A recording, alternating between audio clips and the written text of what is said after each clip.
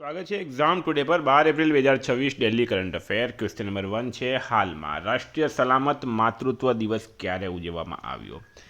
તો right answer છે મિત્રો 11 એપ્રિલે દર વર્ષે આ દિવસ મનાવવામાં આવે છે. 11 એપ્રિલે મુખ્યત્વે ભારતમાં રાષ્ટ્રીય સલામત માતૃત્વ દિવસ તરીકે ઉજવવામાં આવે. કસ્તુરબા ગાંધીની જન્મજયંતિ નિમિત્તે સગર્ભા સ્ત્રીઓના સ્વાસ્થ્ય અને યોગ્ય સંભાળ વિશે જાગૃતિ લાવે છે. વધુમાં આ દિવસ રાષ્ટ્રીય પાલતુ દિવસ અને મહાત્મા જ્યોતિબા ફૂલેની જન્મજયંતિ તરીકે પણ ઓળખવામાં આવે છે. બરાબર. તો મહાત્મા જ્યોતિબા ફૂલેની જન્મજયંતિ એ પણ 11 એપ્રિલ હોય, એ પણ તમારે યાદ રાખવાનું છે. હાલમાં સિંધી ભાષામાં ભારતના બંધારણનું નવીનતમ સંસ્કરણ કોણે બહાર પાડ્યું? તો પ્રશ્ન છે મિત્રો, સિંધી ભાષામાં ભારતના બંધારણનું નવીનતમ સંસ્કરણ કોણે બહાર પાડ્યું? રાઈટ આન્સર છે આમાં સીપી રાધાકૃષ્ણને. બરાબર. ઉપરાષ્ટ્રપતિ સીપી રાધાકૃષ્ણને નવી દિલ્હીમાં ભારતના બંધારણના સિંધી ભાષાના નવીનતમ સંસ્કરણનું વિમોચન કર્યું. આ પ્રસંગે બોલતા રાધાકૃષ્ણને કહ્યું કે સિંધી સૌથી જૂની અને મધુર ભાષાઓમાંની એક છે. 3 છે હાલમાં T20 મેચમાં 9 વિકેટ લેનારી વિશ્વની પ્રથમ મહિલા ક્રિકેટર કોણ બની? T20 મેચમાં 9 વિકેટ લેનારી વિશ્વની પ્રથમ મહિલા ક્રિકેટર બની છે લોરા કાર્ડોશો. બરાબર, લોરા કાર્ડોશો બ્રાઝિલના ફાસ્ટ બોલર છે. લોરા કાર્ડોશો એમણે લેસોતો સામેની મેચ દરમિયાન એક જ T20 ઇન્ટરનેશનલ મેચમાં 9 વિકેટ લીધા છે. બરાબર, અને એવું કરનાર પ્રથમ બોલર બની ગઈ, પ્રથમ ક્રિકેટર બની ગઈ. 4 છે સુગમ ડિજિટલ ગુજરાત. સુગમ ડિજિટલ ગુજરાત પહેલ હેઠળ પ્રથમ તબક્કામાં કેટલી નાગરિક સેવાઓને ડિજિટાઇઝ કરવામાં આવી? તો રાઈટ આન્સર છે મિત્રો આમાં 20. બરાબર. ગુજરાત સરકારે 24 માર્ચ 2026ના રોજ સુગમ પહેલ હેઠળ નાગરિકોની વધુ માંગ ધરાવતી 20 સેવાઓને ડિજિટાઇઝ કરી છે. આ પહેલનો હેતુ કેશલેસ એટલે કે રૂબરૂ મુલાકાત વગર કેશલેસ અને પેપરલેસ વહીવટ સ્થાપિત કરવાનો છે.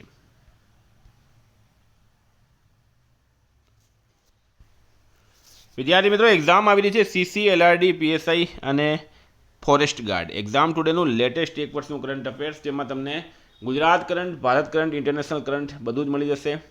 12 મહિનાની અલગ અલગ કરંટ અફેર્સની પીડીએફ હોય છે. જો તમને 6 મહિનાની જોઈએ તો 6 મહિનાની મળી જશે, 2 મહિનાની જોઈએ તો 2 મહિનાની મળી જશે.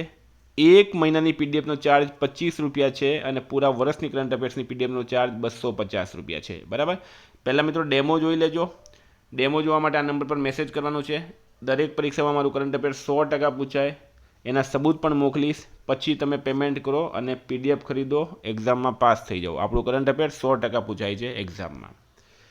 કેબિનેટ સમિતિએ કયા રાજ્યમાં કલાઈ 2 હાઇડ્રો ઇલેક્ટ્રિક પ્રોજેક્ટ માટે ₹14,105.83 કરોડને મંજૂરી આપી?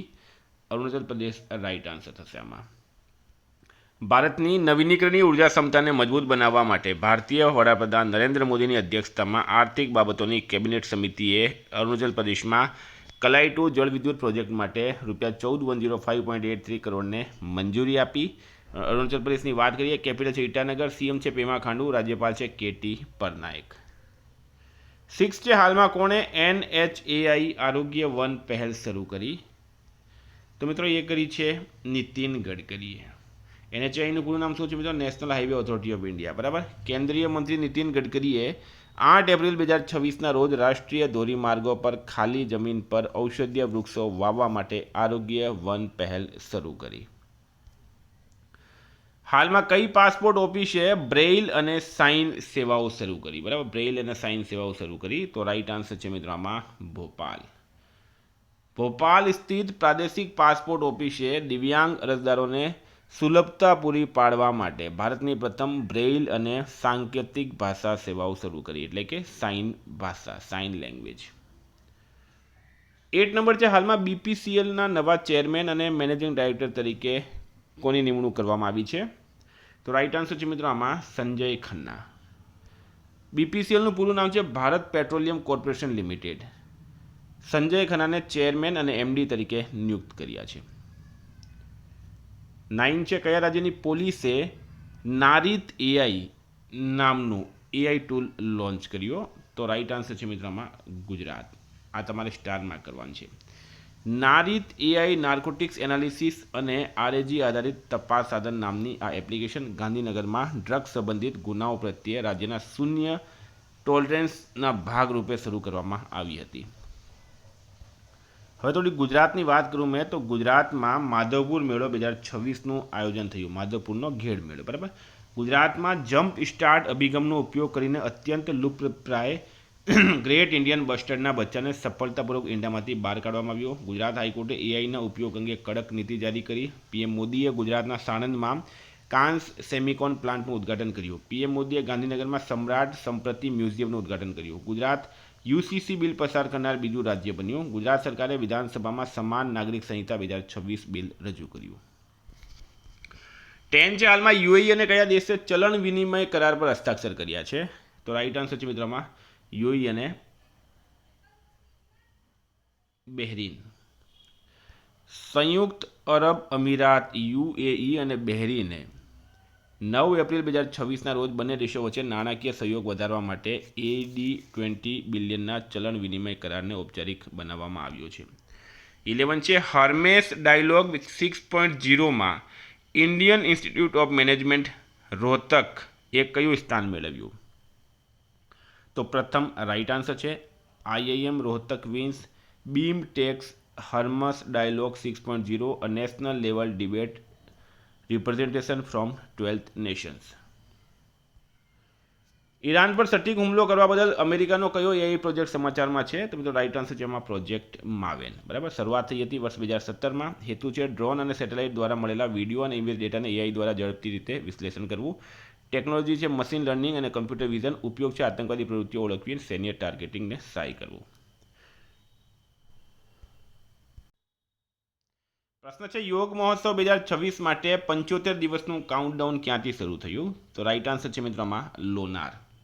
એક લોનાર સરોવર પણ પ્રખ્યાત છે, એ પણ એક્ઝામમાં પૂછાવી શકે. Morarji Desai national institute of યોગ આયુષ મંત્રાલય દ્વારા મહારાષ્ટ્રના બુલઢાણા જિલ્લાના લોનાર ખાતે છત્રપતિ શ્રી શિવાજી મહારાજના ઉદ્યાનમાં યોગ મહોત્સવ 2026નું આયોજન કરવામાં આવ્યું. આ કાર્યક્રમમાં એક મહત્વપૂર્ણ સીમાચિહ્નરૂપ સિદ્ધિ નોંધાઈ હતી, કારણ કે ત્રિકોણાસન કરનારા સૌથી મોટા મેળાવડા માટે એશિયા બુક ઓફ રેકોર્ડ્સમાં સ્થાન મળ્યું છે.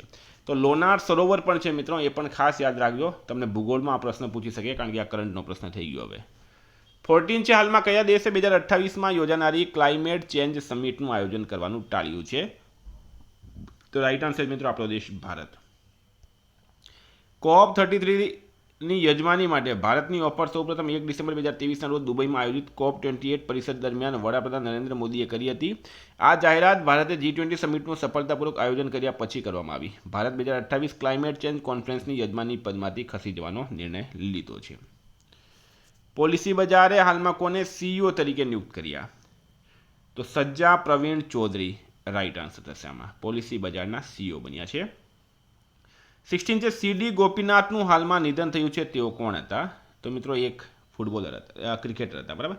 CD ગોપીનાથ એક ક્રિકેટર હતા. ભારતીય ક્રિકેટ માટે ખૂબ જ ભાવનાત્મક ક્ષણ, કારણ કે દેશના સૌથી વૃદ્ધ ટેસ્ટ ક્રિકેટર CD ગોપીનાથનું 96 વર્ષની ઉંમરે નિધન થયું છે. તો મિત્રો આ કરંટના પ્રશ્નો. વાત કરીએ રિવિઝનની. તો 11 એપ્રિલ 2026 રિવિઝન પર આપણે આવી ગયા. વિશ્વ હોમિયોપેથી દિવસ ક્યારે ઉજવવામાં આવ્યો? 10 એપ્રિલે. ટોલ નામ કયા દેશના રાષ્ટ્રપતિ તરીકે નિયુક્ત થયા છે? વિયેતનામ રાઈટ આન્સર છે. કયા રાજ્યની હાઈકોર્ટ બાંધકામ માટે ઓક વૃક્ષો કાપવા પર પ્રતિબંધ મૂક્યો? ઉત્તરાખંડ.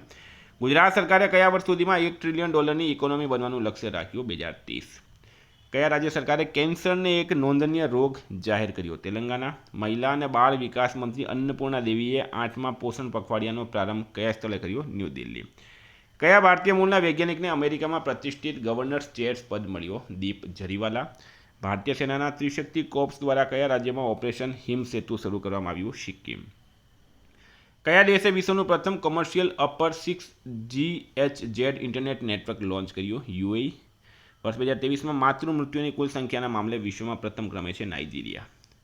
ભારતની ત્રીજી સ્વદેશી પરમાણુ સંચાલિત બેલેસ્ટિક મિસાઇલ સબમરીન કઈ છે, જે નૌકાદળમાં સામેલ કરવામાં આવી? INS અરિદમન. પદ્મશ્રી ડૉક્ટર મણિકુમાર છેત્રીનું નિધન થયું છે, તેઓ કાર્ડિયોલોજિસ્ટ હતા. કોફોર્સના નવા ચીફ ઓપરેટિંગ ઓફિસર બની ગયા છે સુનિલ ફર્નાન્ડીસ. કોણે નવું AI મોડલ મ્યુઝ સ્પાર્ક રજૂ કર્યું? મેટાએ. ભારત અને માલદીવ વચ્ચે દરિયાઈ સહયોગને મજબૂત બનાવવા માટે IOS સાગર મિશન હેઠળ કયું ભારતીય નૌકાદળ જહાજ માલે પહોંચ્યું? INS સુનયના. હાલમાં અવકાશયાન મિશન ઓપરેશન્સ પર આંતરરાષ્ટ્રીય પરિષદ બેંગલુરુમાં યોજાઈ. મિત્રો ગઈકાલે પ્રશ્ન પૂછાયો, ચેતક સ્ક્રીન એવોર્ડ્સ 2026માં શ્રેષ્ઠ દિગ્દર્શક એવોર્ડ કોને મળ્યો? આદિત્ય ધર રાઈટ આન્સર હતું. આજનો પ્રશ્ન છે, ભારતીય સેનાના ત્રિશક્તિ કોર્પ્સ દ્વારા કયા રાજ્યમાં ઓપરેશન હિમસેતુ શરૂ કરવામાં આવ્યું? કેરળ, સિક્કિમ, ઓડિશા કે અસમ? જવાબ કમેન્ટ બોક્સમાં જણાવો. વિદ્યાર્થી મિત્રો, વોટ્સએપ ટેલિગ્રામની લિંક ડિસ્ક્રિપ્શનમાં છે. PDF માટે 9510411961 પર કોન્ટેક્ટ કરો. Thank you. ફરી મળીશું. જય હિન્દ, જય ભારત.